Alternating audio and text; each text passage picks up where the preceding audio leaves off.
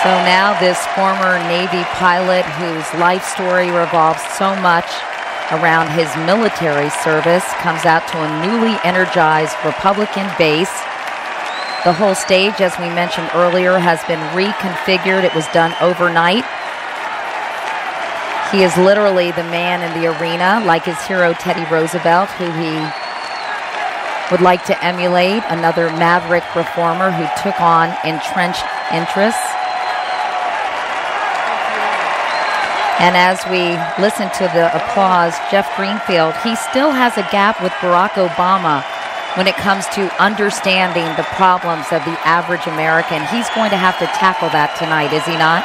Absolutely. I think one of the keys to this speech is a connection with people who are not at the top, who are in the middle, and he has to convince them not only that he understands what they're going through, but that he has specific ideas to make those people's lives better. It's the key challenge, Katie. Dan Bartlett, do you think we'll see or hear any new policy proposals announced tonight?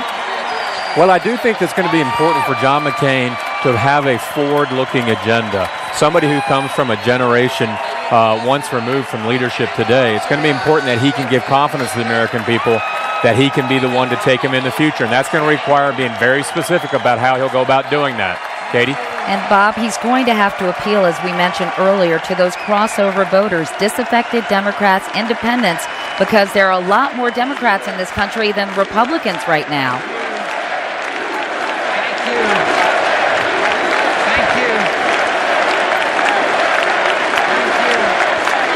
I'm sorry, Katie, it is just overwhelming. I was going to say, here. We can't hear a thing. I understand where the crowd is going wild, obviously. What I was saying, Bob, and we'll stop when the applause dies down, is he has to reach out to these crossover voters because there's so many more Democrats than Republicans right now.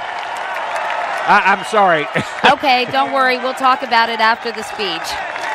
Thank you.